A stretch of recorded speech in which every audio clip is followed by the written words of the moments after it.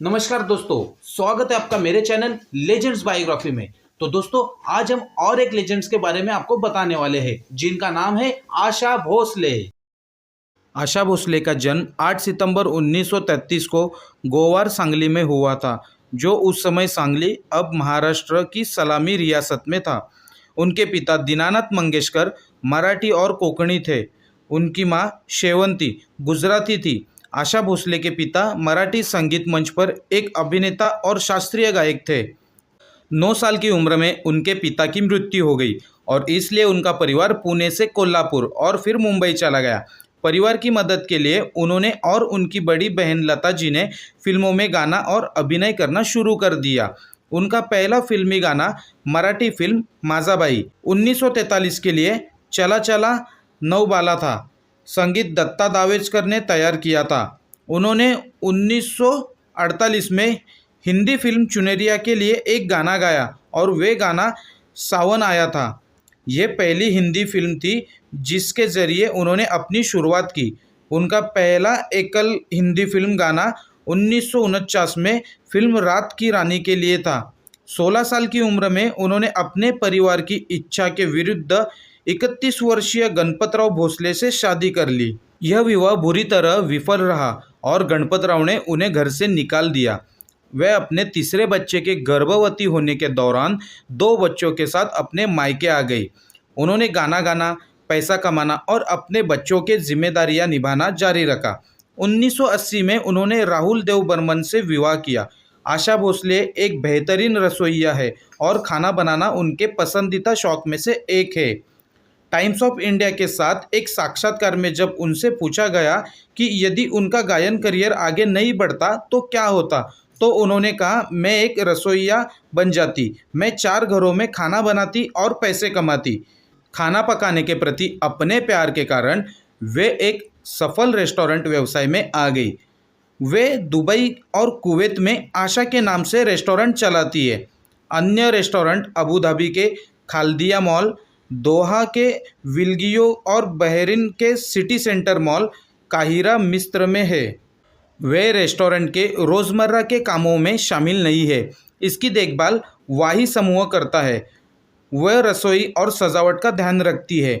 मेनू magazine में दिसंबर 2024 की report के अनुसार हैरी राम्सडेन के पूर्व प्रमुख रसेल स्कॉट ने आशा के ब्रांड के लिए यूके के अधिकार सुरक्षित कर लिए हैं और अगले 5 सालों में 40 रेस्टोरेंट खोलने की योजना बनाई है। आशा भोसले जीवनी गायन करियर। उन्होंने 1950 के दशक में हिंदी फिल्मों में अधिकांश पार्श्व गायकों की तुलना में अधिक गाने गाए। इनमें से अधिकांश गाने कम बजट वाली बी या सी ग्रेड फिल्मों में थे। उन्हें शुरुआती लोकप्रियता परिणीता 1953 बूट पॉलिश, 1954 CID, 1956 और नया दौर 1957 फिल्मों के लिए गाए गए गीतों में से मिली। उन्हें पहली सफलता B.R. चोपड़ा की फिल्म नया दौर में मिली थी। इस फिल्म में उन्होंने जो युगल गीत गाए उससे उन्हें पहचान मिली। इस बार उन्होंने सभी गाने एक फिल्म के मुख्य अभिनेत्री के लिए गाए और यह पहली बार था कि उन्होंने इस तरह गाया। इसके बाद चोपड़ा ने उन्हें गुमराह, वक्त, आदमी और इंसान, धुंध जैसी अपनी बात की फिल्मों के लिए संपर्क किया।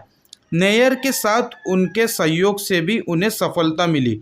अब उन्होंने अपनी पहचान बनाई और सचिन देव बर्मन और रवि जैसे संगीतकारों का संरक्षण भी प्राप्त किया।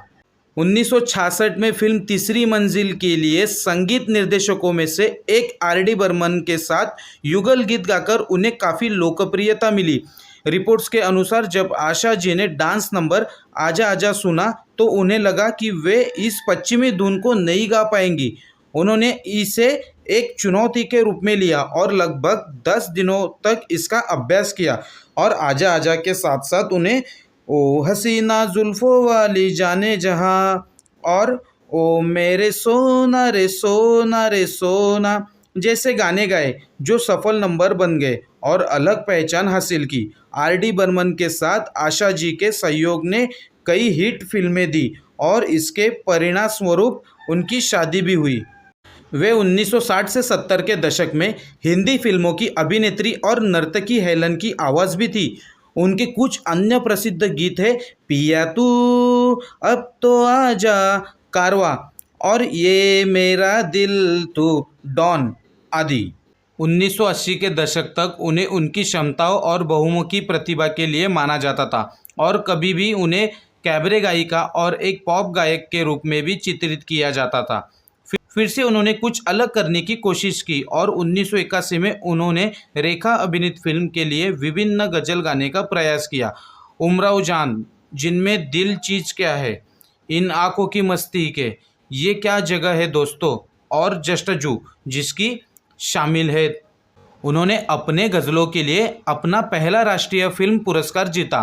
कुछ साल बाद उन्होंने इजाज़त 1987 के गीत मेरा कुछ सामान के लिए राष्ट्रीय पुरस्कार जीता।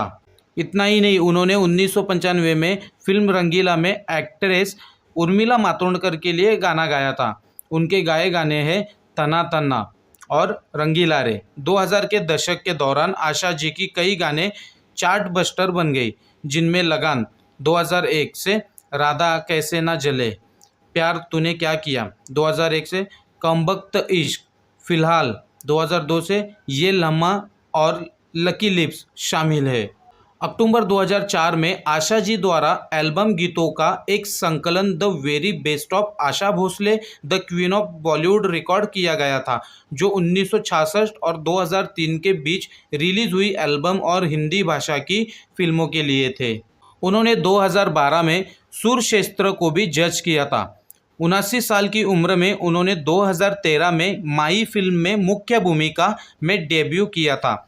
इस फिल्म में उन्होंने 65 साल की मां का किरदार निभाया था, जो अल्जाइमर बीमारी से पीड़ित होती है और इसे उसके बच्चे छोड़ देते हैं। आशा जी ने मई 2020 में आशा भोसले ऑफिशियल नाम से अपना यूट्यूब चैनल भी लॉन्च किया। अब आइए आशा भोसले की कुछ संगीत निर्देशकों के साथ साझेदारी पर नज़र डालते हैं। ओपी नैयर, कहा जाता है कि वे पहले संगीतकार थे जिन्होंने आशा भोसले को सबसे पहली अपनी पहचान दिलाई। 1952 में नैयर की पहली मुलाकात आशा जी से छम छमा छम की म्यूजिक रिकॉर्डिंग के दौरान हुई। फिल्म मंगू के लिए उन्होंने पहले उन्हें बुलाया और फिर सीआईडी में ब्रेक दिया। नया दौर की सफलता ने उस समय इस जोड़ी को बहुत लोकप्रिय बना दिया। ओपी नैयर और आशा भोसले के कुछ गाने मधुबाला, हावड़ा ब्रिज 1958 और ये है रेशमी जुल्फ़ों का अंधेरा, मेरे सनम 1965 पर फिल्माए गए। आइए मेहरबान है, आओ हुजूर तुमको, किस्मत और जाइए आप कहाँ, मेरे सनम यदि शामिल है। कई हिट फिल्मों के लिए भी उन्होंने तुमसा नहीं देखा, 1957, एक मुसाफिर एक हसीना 1962 और कश्मीर की कली 1964 जैसे गाने रिकॉर्ड किए। नैयर ने अपने सबसे लोकप्रिय युगल गीतों जैसे उड़े जब जब जुल्फ़े तेरी, नया दौर, मैं प्यार का राही हूँ, एक मुसाफिर एक हसीना, दीवाना हुआ बादल और इशारों इशारों के लिए मोहम्मद रफ़ी और आशा जी के युगल गीतों का भी उपयोग किया। कश्मीर की कली आशा जी ने ओपी रवि, आशा जी संगीतकार रवि की पसंदीदा गायिकाओं में से एक थी। उन्होंने अपनी पहली फिल्म वचन के लिए गाया था। हम सभी को इस फिल्म की मधुर लोरी चंदा मामा दूर के याद है, जो बच्चों की हमेशा से पसंदीदा रही है और यह गाना भारत में युवा माताओं के बीच रातों रात हिट हो गया। उन दोनों ने किशोर कुमार के सीएटी कैट, कैट माने बिल्ली, दिल्ली का ठग के साथ एक लोकप्रिय हास्य युगल गीत सहित कई गाने रिकॉर्ड किए। उन्होंने कई फिल्मों के लिए भजन भी गाए। उनमें से एक भजन जिसका नाम तोरा मन दर्पण काजल था ने बहुत लोकप्रियता हासिल की। वक्त 14वीं का चांद, गुमराह, बहू बेटी, चाइना टाउन, आदमी और इंसान, धुंध, हमराज आदि जैसी कई लोकप्रिय फिल्मों के लिए भी गाने रिकॉर्ड किए। सचिन देव बर्मन, वे हिंदी फिल्म जगत के सबसे मशहूर संगीतकारों में से एक है और उनकी पसंदीदा गायिका लता मंगेशकर थी। लेकिन 1957 से 1962 तक उनके रिश्ते अच्छे नहीं रहे। इसलिए इस दौरान एस.डी. बर्मन ने आशा जी को कई फिल्मों में मुख्य महिला आवाज़ दी और काला पानी, काला बाजार, इंसान जाग उठा, लाजवंती, सुजाता और तीन देवियाँ 1965 जैसी कई हिट फिल्में दी। वास्तव में 1962 के बाद भी उन्होंने कई गाने साथ में रिकॉर्ड किए। सबसे मशहूर गाना बिमल रॉय की बंदिनी 1963 का अब के बरस था, ज्वेल थीप 1967 का मोहक गाना रात अकेली है भी बहुत लोकप्रिय हुआ और तनुजा पर फिल्माया गया। राहुल देव बर्मन, उन्हें पंचम के नाम से भी जाना जाता है। तीसरी मंजिल में उनकी जोड़ी को देखा गया। आशा जी ने उनके साथ कैबरे, रॉक, डिस्को, गज़ल और क्लासिकल सहित कई तरह के गाने रिकॉर्ड किए। उनके साझेदारी ने हिंदी फिल्मों में पश्चिमी गानों को एक नई दिशा दी और 1970 के दशक में एक तरह का तूफान खड़ा हो गया। अगर आपको कारवां का घटिया कैबरे पिया तू अब तो आजा याद है, जो हेलन जी पर फिल्माया गया था।